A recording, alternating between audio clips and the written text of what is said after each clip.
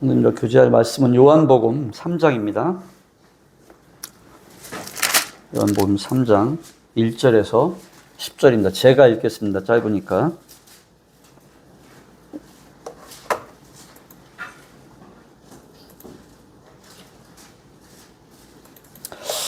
바리새인 중에 니고데모라 하는 사람이 있으니 유대인의 관원이라.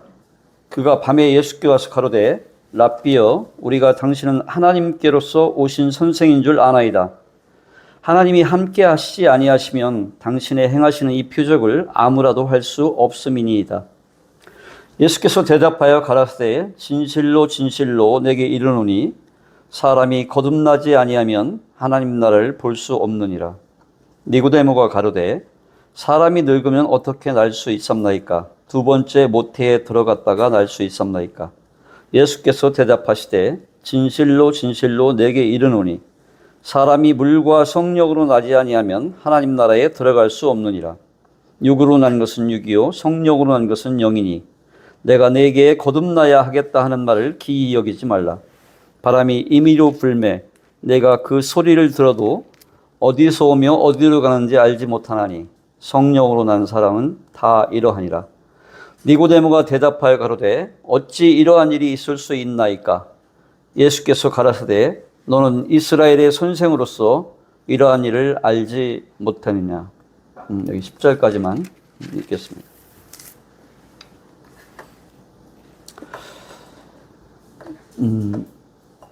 오늘 본문은 성도님들께서 익히 잘 아시리라 여겨집니다. 이 본문 오늘 1절에 나오는 니고데모는 아시다시피 어떻게 보면 이스라엘에서 가장 이상적인 인간상을 대표하고 있다고 볼 수도 있겠습니다. 그런 이스라엘의 선생이었고 오늘 10절에 보면은 예수님께서 니고데모를 책망하신 말씀이 있어요. 10절에 보면은 너는 이스라엘 선생으로서 이러한 일을 왜 모르느냐고 이렇게 책망하듯이 말씀하고 계십니다. 그래서 이스라엘 선생이었을 뿐만 아니라 바리새인이었어요. 바리새인은 종교 지도자 아닙니까? 율법 학자이고 그리고 유대인의 관원이라고 되어 있어요. 여기서 관원이라는 것은 유대 공의회인 사내들인의 회원이었다는 것입니다. 그 사내들인은 정치적으로 또 종교적으로 최고의 의사결정기관으로서 유대에서 가장 존경받는 71명의 지도자들로 구성되어 있다고 합니다. 오늘날의 국회의원 정도로 생각하시면 될 듯합니다. 이 오늘 본문의 니고데모는 요한복음에서 3번 나옵니다. 오늘 본문 3장과 우리가 지지난주에 공부했던 7장 50절 그리고 앞으로 공부하게 될 19장 39절에서 예수님이 돌아가셨을 때 아리마대 요셉이 빌라도에 가서 예수님의 시신을 요구할 때에 유황과 이렇게 주님을 이렇게 장리할 물품들을 가지고 왔다고 이렇게 나와 있습니다. 그리고 신약 성경에서 이 사내들인 회원 중에 호의적으로 묘사된 사람이 둘이 있는데요. 이건 뭐 그냥 상식적으로 좀 성경을 보실 때 알면 좋을 것 같아요. 아리마대 요셉 19장 38절에 나오고요. 랍비 가말리엘이 나옵니다. 가말리엘이 누굽니까? 사도 바울의 스승이지 않습니까? 이 가말리엘이 사도행전 5장과 22장에 2번 나옵니다. 근데 아시다시피 이 바리새인들은 예수님하고 약간 적대적이었습니다. 그 이유는 예수님께서는 이 앞에 요한복음 2장 말미에도 나오지만은 사람의 마음을 잘 아셨기 때문에 이 바리새인들이 율법을 잘 지키고 금식하고 11주를 하는 그 이유가 사람에게 잘 보이기 위한 것이라는 걸 예수님께서 아셨기 때문에 예수님께서는 그들을 그 유선을 여러 번 지적하셨어요. 그러니까 바리새인들은 우리도 사람이 누구 지적하면 싫지 않습니까? 바리새인은 예수님을 아주 싫어했습니다. 근데 니고데모는 좀 달랐던 겁니다. 이 바리새인임에도 불구하고 예수님이 어떤 사람인지 예수님이 하시는 말씀이나 행했던 이런 표적들이 있지 않습니까? 병을 고치고 귀신을 쫓아내고 여기 앞장에 보면은 뭐 물로 포도주를 만들고 이런 것들을 유심히 보고 있었던 것 같아요. 그래서 예수님께서 지금 하시는 이러한 표적들을 볼 때에 이분이 하나님께서 함께 해주시고 하나님께서 이분한테 능력을 주는 게 아니라면은 도저히 사람으로서는 할 수 없는 일이다 이렇게 생각을 했던 것 같습니다. 그래서 니고데모는 지금 밤에 예수님을 찾아온 것입니다. 이 니고데모가 밤에 왔다는 것은 이 바리새인들이 이렇게 싫어하니까 그 종교 지도자였을 뿐 유대인의 또 이렇게 관원이었잖아요. 그러니까 저기 갈릴리에 있는 촌에 있는 그런 좀 뭐 이렇게 좀 알려지긴 했지만 그 사람을 자기가 유대인들이 다 이렇게 인정받는 자기가 찾아온다는 게 다른 사람들이 좀 이렇게 바리새인 특히 어려움이 될까 봐서 제가 볼 때는 뭐 비겁하거나 그런 것보다는 오히려 사려 깊은 니고데모의 모습을 저는 그렇게 생각을 했습니다. 예. 그래서 아무튼 몰래 밤에 그려서 왔던 것 같습니다. 뭔가 불편했기 때문에 밤에 오기로 결정을 하고 온 것 같습니다. 그래서 예수님께 이렇게 얘기합니다. 2절에 보면은 예수님, 랍비여, 선생님, 우리가 당신은 하나님께로 오신 선생인 줄 아나이다.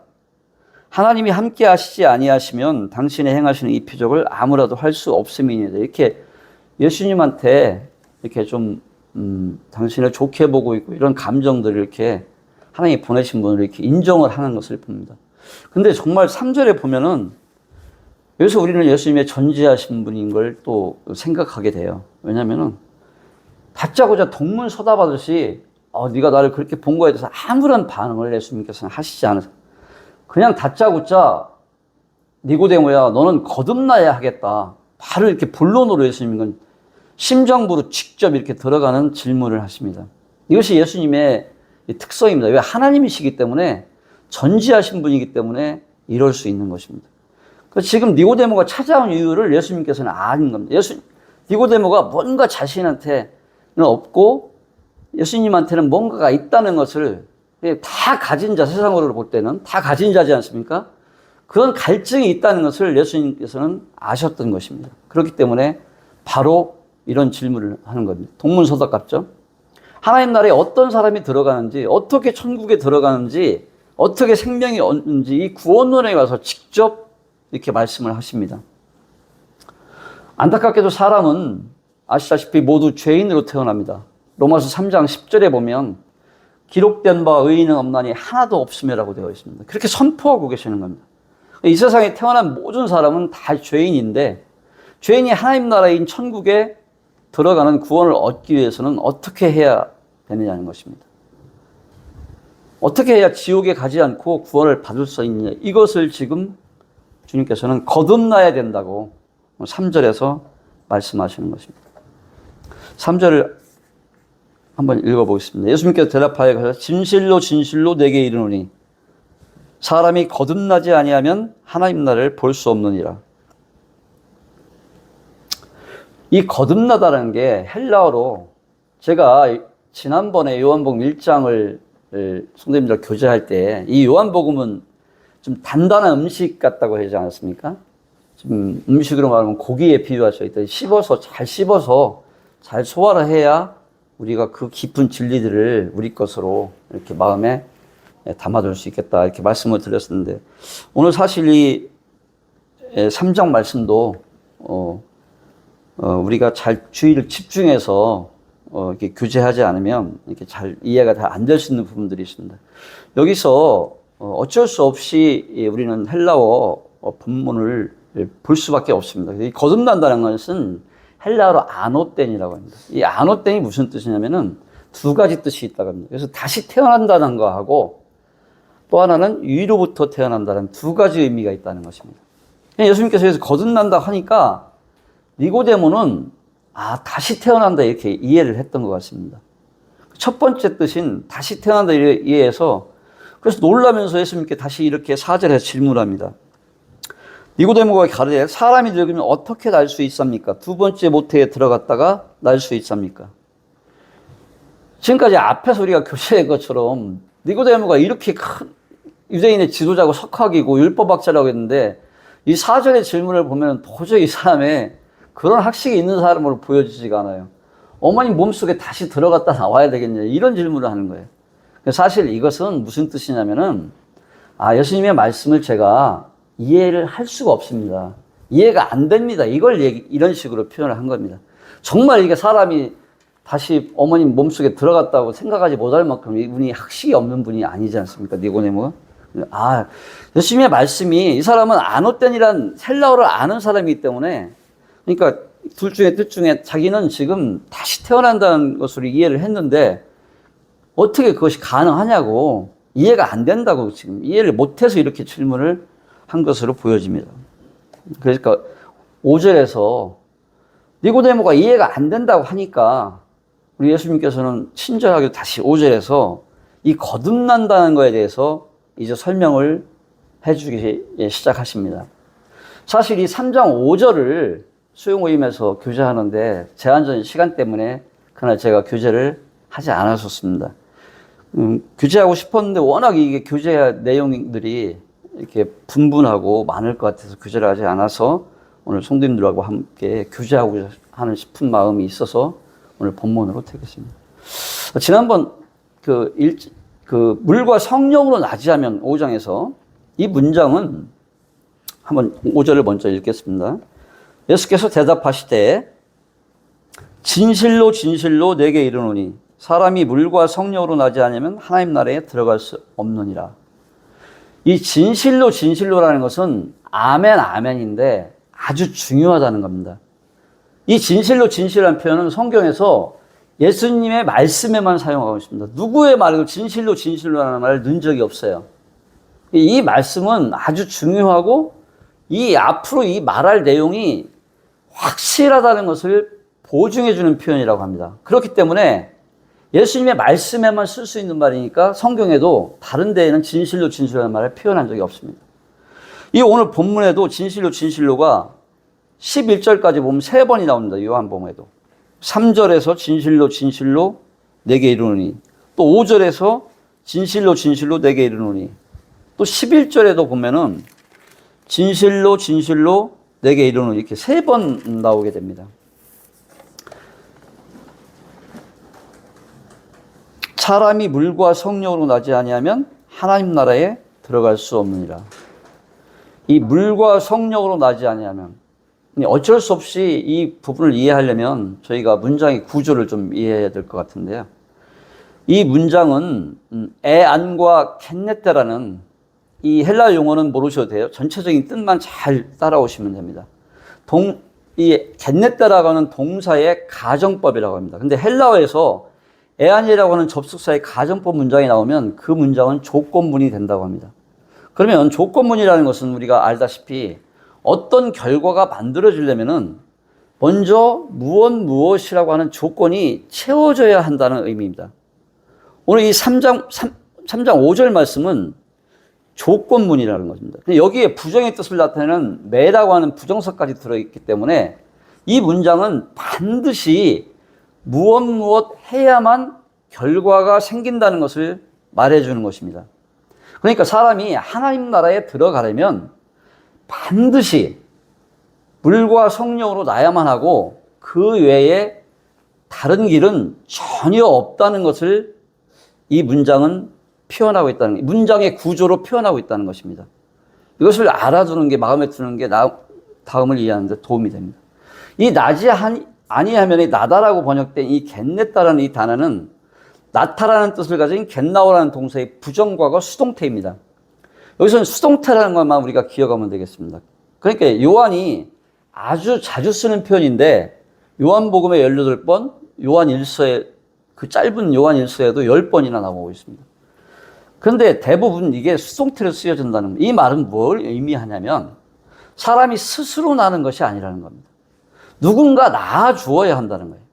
그래서 사람이 생명을 얻으려면 스스로 생명을 얻을 수 없다는 겁니다. 누군가가 생명을 주어야 하는데 여기에는 하나님께서 사람들에게 영적 생명을 주셔야만 한다는, 하나님으로부터 와야 된다는 것이 암시되어 있는 것입니다. 그러니까 우리가 1장 12절에 보면 영접하는 자, 그 이름을 믿는 자에게는 하나님의 자녀가 되는 권세를 주셨으니 할 때 이 하나님이 자녀가 된다는 것도 이 겟네 때 하나님께서, 성령께서 역사하셔야 된다는 그런 수동태로 쓰여진 것입니다. 물과 성령으로 나지 아니하면 하나님 나라에 들어갈 수 없느니라. 이 3절에서는 어떻게 되어 있습니까?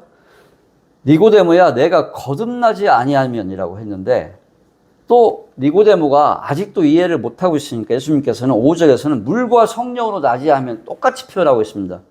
이 물과 성령으로 나지 않는다는 것은 3절에서 내가 거듭나지 아니하니라고 동일한 것입니다. 3절에서는 예수님께서 거듭나야 한다고 했다가 이 말씀에는 제가 아까 두 가지 뜻이 있다고 했잖아요. 그 중에 예수님께서 말씀하신 것은 위로부터를 말씀하신 것입니다. 위로부터 태어나야 한다. 거듭나야 한다.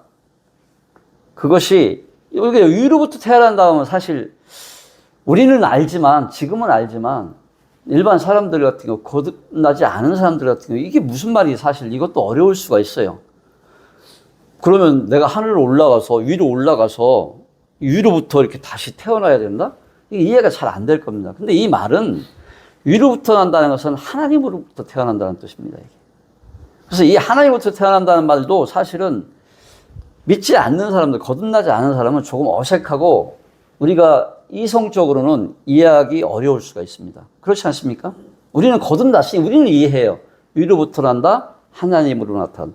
근데 믿지 않는, 거듭나지 않은 사람한테 지금 얘기하니까 이게 어려운 거예요. 그러니까 예수님께서 또 이 거듭난다를, 위로부터 난다를 물과 성령으로 나는 것이라고 이렇게 또 니고데모에게 설명을 해 주신 것입니다. 그러니까 예수님께서 오늘 본문 3절과 5절에서 어떻게 말씀하시는 거냐면 하나님 나라에 들어가는 구원을 얻으려면 우리가 엄마로부터 태어나는 것처럼 다시 태어나는 것을 경험을 해야 되는데 근데 이것은 위로부터 나는 것이라는 거예요. 다시 모태로 들어갔다 나오는 것이 아니고 하나님으로부터 태어나는 것이라는 거예요. 즉 5절에서 이것은 물과 성령으로 난다는 거예요. 우리가 물과 성령으로 거듭나야 천국에 들어갈 수 있다고 예수님께서는 니고데모에게 다시 한번 말씀을 해 주신 것입니다. 그러면 이제 우리는 거듭난다는 것이 위로부터 난다는 것도 알았어요. 하나님부터 난다는 걸 알았어요. 예수님 말씀을 따라서 물과 성령으로 난다는 것까지 알았어요. 이제 거기까지 왔는데 여기에서 또 이 성령으로 난다는 것도 우리가 사람들이 이해를 해요. 근데 물과 성령으로 하는 게 이 물에 대해서는 의견이 아주 분분하다는 것입니다.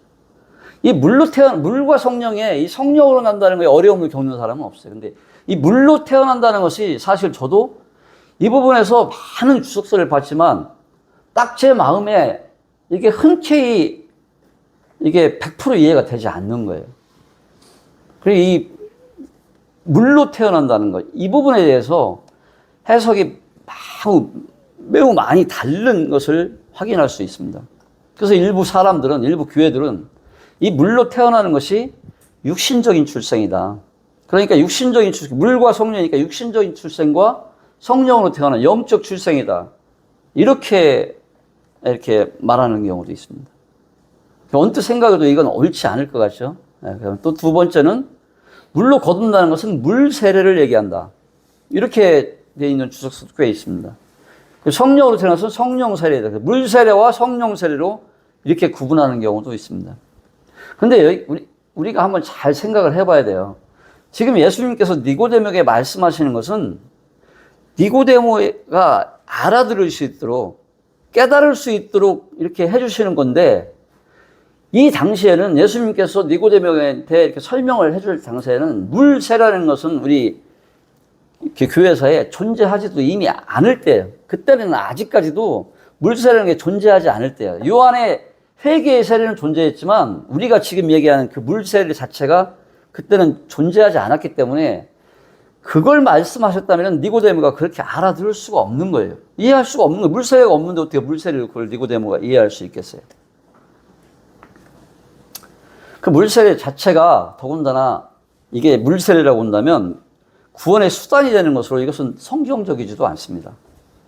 우리는 아시다시피 오직 믿음으로만 하나님의 은혜로 오직 예수 그리스도 그분을 믿는 그 믿음으로만 구원받는 거지 물세례가 사람이 거듭나는 데 아무런 보탬이 되지 않는 것을 알고 있지 않습니까? 물세례는 하나의 믿음의 외적 표현에 불과한 것입니다. 그래서 물세례와 성령세례로 이 물을 물세례로 이해하는 것도 왠지 화답함이 없습니다. 좀 적죠. 그 다음에 세 번째로는 세례요한의 회개의 사역. 이 회개의 사역을 말하는 것이다, 물이. 그래가지고 회개와 성령 세례를 말한다는 것이 이런 또 주석이 있습니다. 그 다음에 네 번째, 이게 제일 많은 경우 또 우리 성도님들 중에도 저 역시 오랫동안 이렇게 알고 오해한 적이 있습니다. 이 물은 하나님의 말씀이라는 거예요. 이렇게 주석이 되어 있는 것이 가장 많을 겁니다.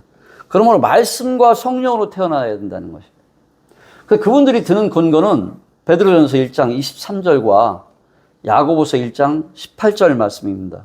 그러면 그 말씀을 잠깐 보겠습니다. 말씀을 통해 중생이 이루어짐을 근거로 두는 말씀입니다. 베드로전서 1장 23절에 보면 너희가 거듭난 것이 썩어질 씨로 된 것이 아니요 썩지 아니할 씨로 된 것이니 하나님의 살아있고 항상 있는 말씀으로 되었느니라.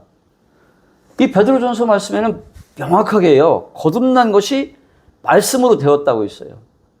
그러니까 이 물이 말씀이라는 거예요. 이런 뭐 틀리지 않아 보입니다. 맞는 말씀 같아요. 또 야고보서 1장 18절에도 보면 그가 그 조물 중에 우리로 천열매게 되게 하시려고 자기의 뜻을 쫓아 진리의 말씀으로 우리를 낳으셨느니라.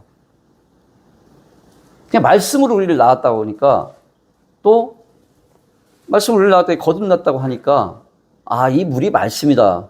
이런 이제 근거로 삼고 있습니다.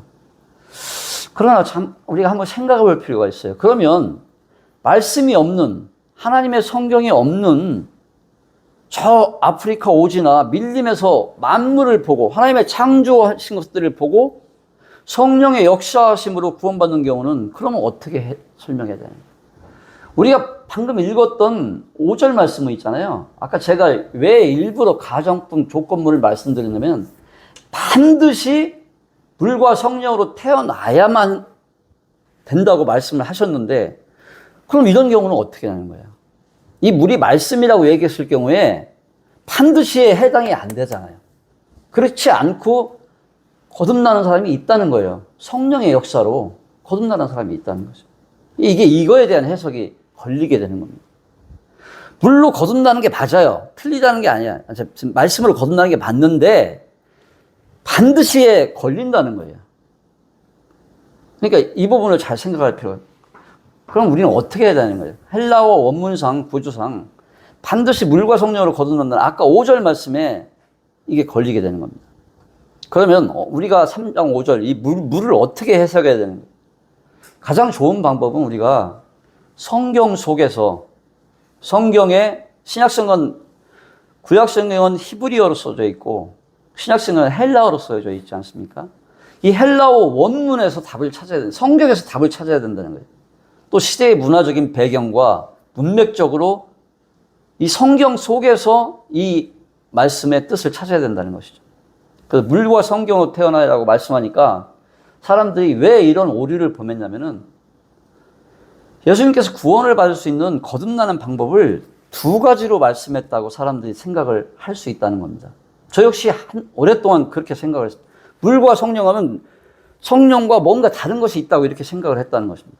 그래서 이처럼 서로 다른 해석들이 존재한다고 그렇게 보여지는 것입니다. 우리는 오해를 하지 말아야 되겠습니다. 예수님께서는 우리에게 구원받을 수 있는 방법을 두 가지로 제시하신 것이 아니라는 것입니다. 그래서 여기서 우리는 유대인의 중어법이라는 것을 알 필요가 있어 보입니다.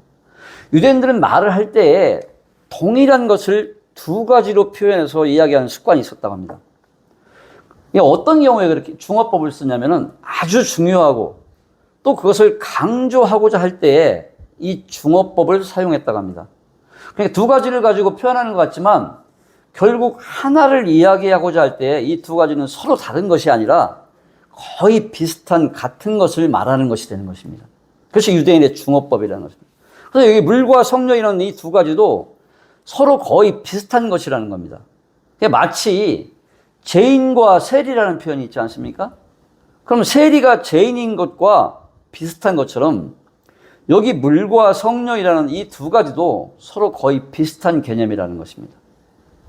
그 헬라어로 보면 물은 휘도르입니다.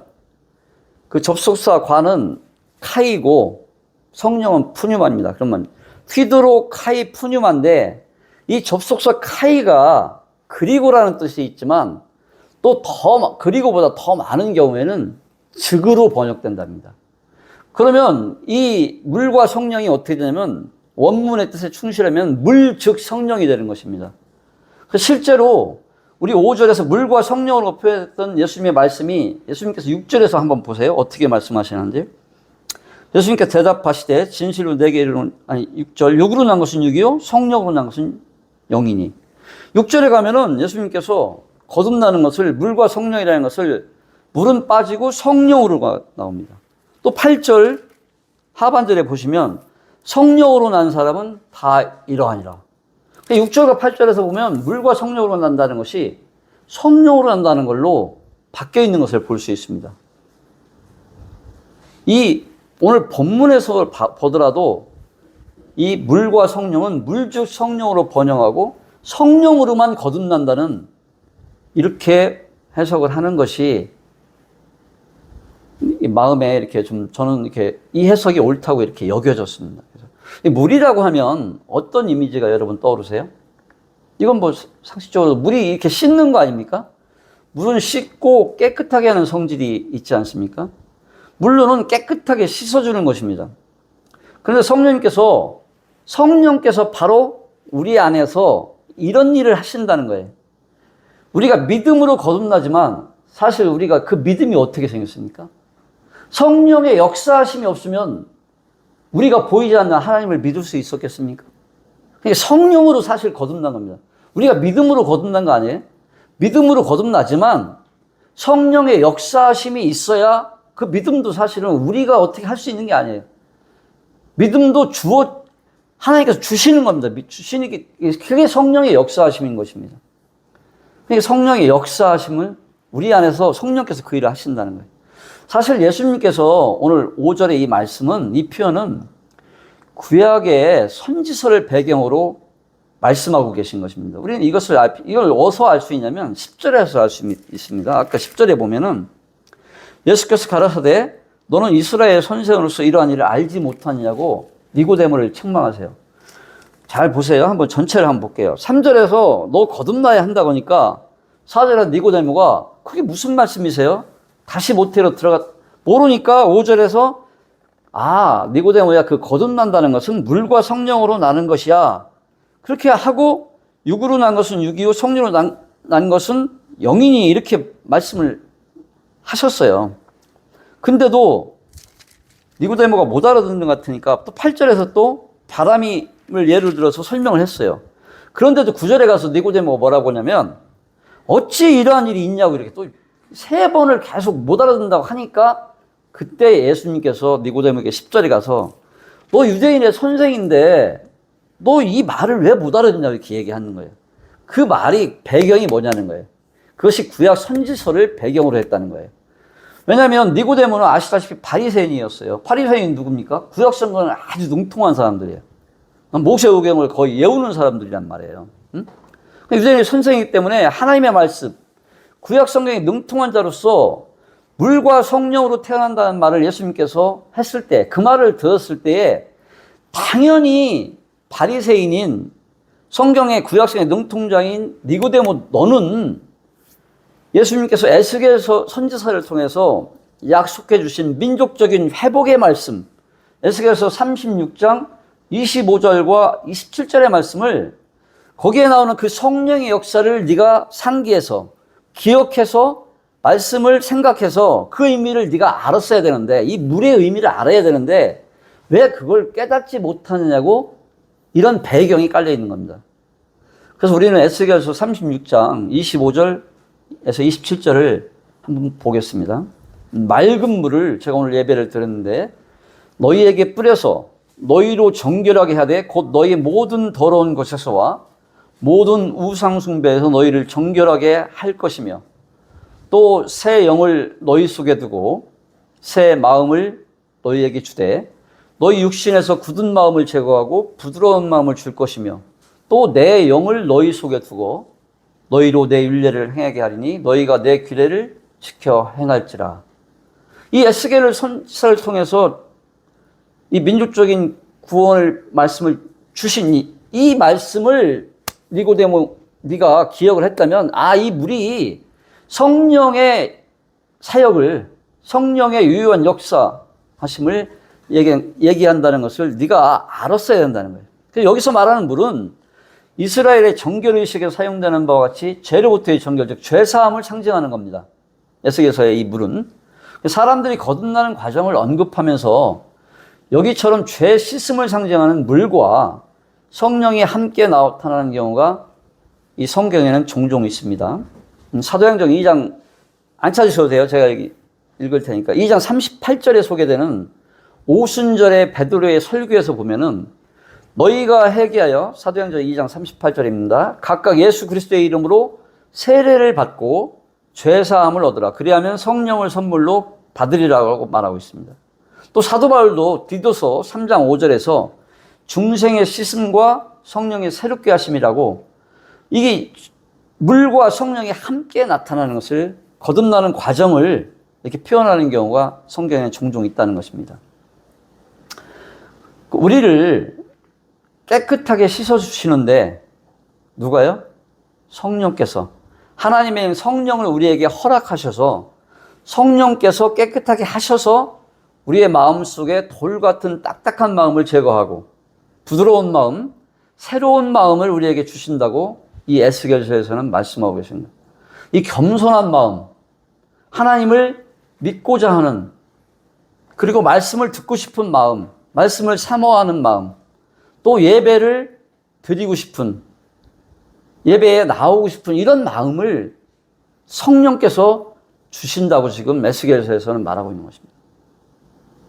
그런데 5절에는 아까 본 것처럼 물과 성령으로 넣는다고 한 이 말씀이 6절과 8절에서 보셨다시피 성령으로만 등장하는 것을 볼 때, 이 물과 성령으로 난다는 것은 헬라어 원문상 물 즉 성령, 성령으로 난다는 이 말과 같은 의미로 보는 것이 맞겠다 하는 것입니다.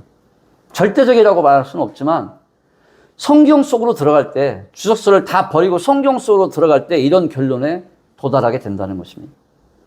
그럼 성령으로 난다는 것은 도대체 어떤 의미냐는 것입니다. 잘 집중을 해서요.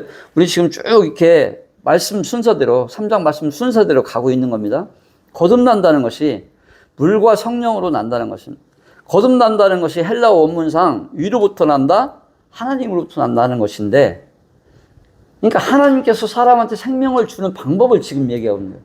그건 거듭나는 건데, 위로부터 나는 건데, 하나님으로부터 나는 건데, 5절에서는 그것이 물과 성령으로 난다는 거예요. 근데 우리는 지금 물과 성령으로 난다는 것이, 성령으로 난다는 것까지 알았어요. 그럼 성령으로 난다는 것, 성령으로 거듭난다는 것이 무슨 의미냐는 거예요, 이제 본론으로 들어가는 겁니다, 이게. 성령으로 난다는 것은 예수님께 말씀하듯이 어머니 뱃속에 들어가 나는 것이 아니라는 거예요. 성령으로 나는 것은 하나님으로부터 나는 것이요, 하나님에 의해 다시 태어나는 것이라는 겁니다. 새로운 생명을 하나님으로부터 받는 것이라는 겁니다. 그것을 말해주는 것입니다. 그것이 성령으로 태어난다는 것입니다. 즉 이것은 사람이 스스로 할 수 있는 일이 아니라는 겁니다. 이게 헬라어 원문의 구조상 사람이 스스로 할 수, 누군가가 낳게 해줘야 하는 수동태라고 하지 않았습니까? 하나님께서 하나님의 성령을 통해서 하시는, 하나님만이 하실 수 있는 하나님의 이름을 분명히 이 헬라어 원문에서는 밝혀주고 있는 것입니다. 성경에서는 하나님의 역사, 성령의 역사라는 것입니다.